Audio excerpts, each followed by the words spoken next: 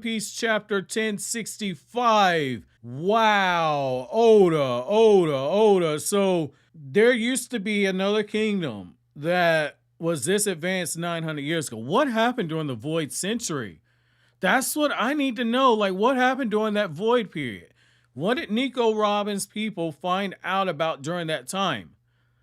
Because if things were this advanced that far back, what in the hell has the world government done? That's what I want to know. Like, between that and what you see, what's going on with like these little mini pacifists, where you got like the one that looked like Boa Hancock a while back, and now you got one that looks like a child version of Jinbe. Like, what is the world government planning?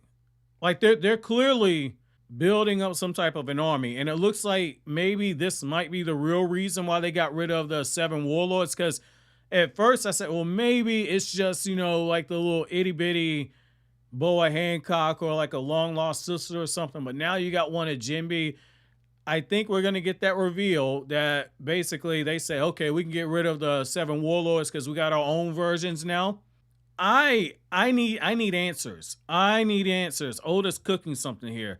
This has a lot of potential. So I like how the chapter does open up where you see Zoro and he's basically on ship duty. He's like, look, okay, you're a stowaway. You can get the fuck off of the ship right now. We don't need you. And we just immediately go right back to what you see with Nami and Usopp and the other Straw Hats. And basically we learn more about this section of the island where everything that is happening is basically operating off of fire. And I like the small details you get with Nami's outfit, in particular the way that her hair's drawn, and you got like those like ear muffins or mitts. That's really cool. Like, just the way all that blends in, very nice. Like I said it last chapter review, but looking at it again now, Oda's cooking with these designs. These might be the best designs we've had in One Piece so far. And essentially we see the Straw Hats and they end up walking through some type of a metal door, and immediately you think, okay, something's not right. And what I like about this is that Nico Robin was one of the first ones to start clocking that this whole situation is wrong. Because she's like, how did we pass through here? She's looking around. And that's something I've always enjoyed about Nico Robin, is that survivor aspect of her character.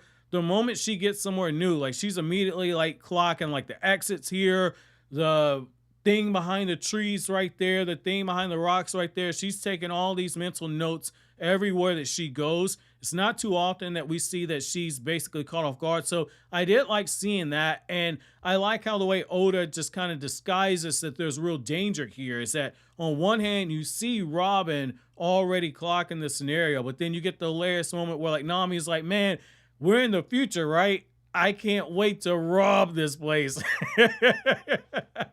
Yo, stuff like that is why I love Nami, man. Stuff like that's why I love Nami. Because like she's like immediately thinking, who can I rob? What does jewelry look like in the future? What does money look like in the future? I'm about to rob this place blind. And when Usopp starts making those smart comments, Nami's like, future kick.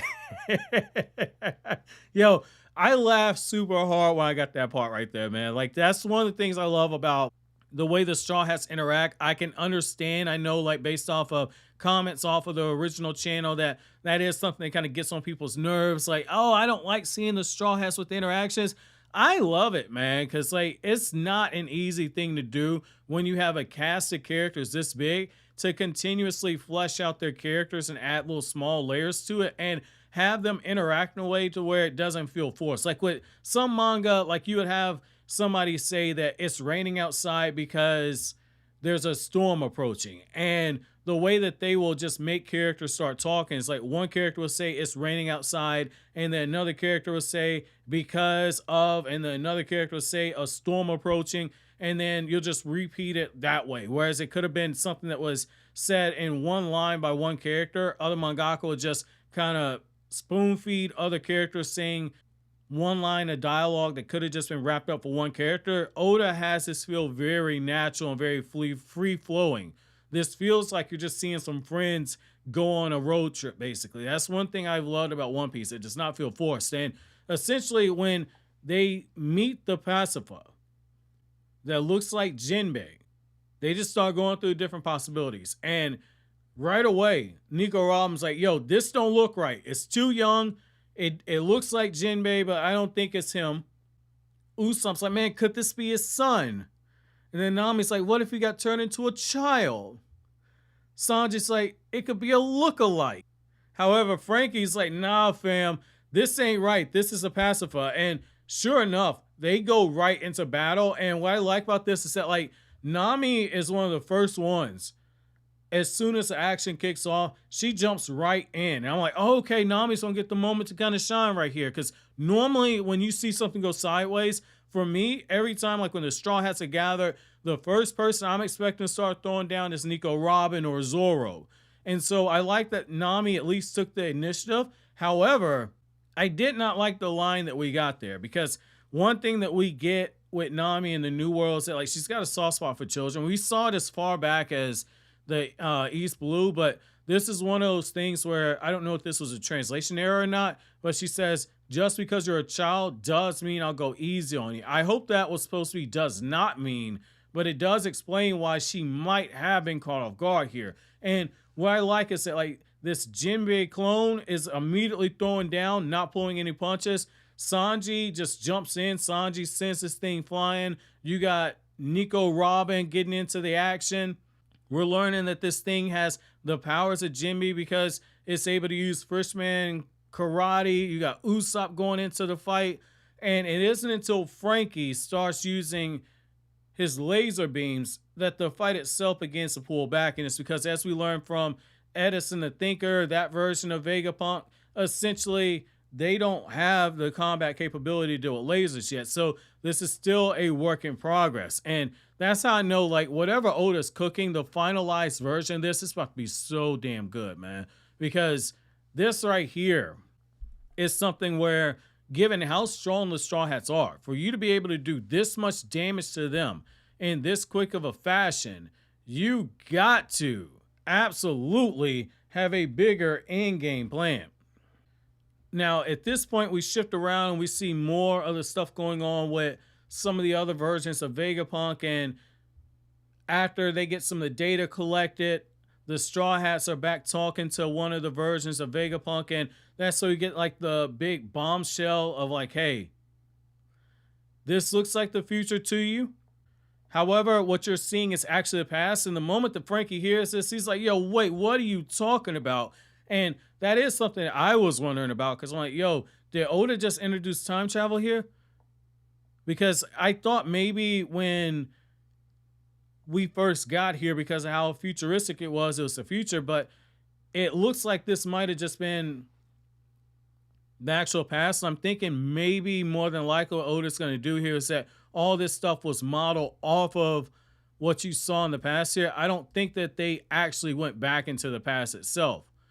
But we see Luffy and Bonnie and Jinbe, and they're standing in front of the ruins of this statue that looks like it might have been some type of a giant or something. And we find out that there was a kingdom before this that was just as highly advanced some 900 years ago. So this is clearly in reference to just what you're seeing is the past, in the sense of this was something that happened hundreds of years ago where they were this advanced and we're just now catching up. So in a way, it technically isn't the future. So I'm going to be very, very curious to see how Oda kind of explains this. And that's me, my chapter question to you guys. If this is some type of a time travel, are you okay with One Piece taking that type of a loop? Because if we do have some type of time travel, and again, I don't think this is the case, but if we do, it can be very easy to start breaking your own laws that you've already pre-established. I trust Oda to be able to pull something like this off. I mean, he pulled off a lot of hardcore Japanese stuff in Wano and did it in a way to where I myself, as a Western fan, I was able to follow it. So I'm going to be very curious to see how Oda kind of navigates this here, but I am super curious.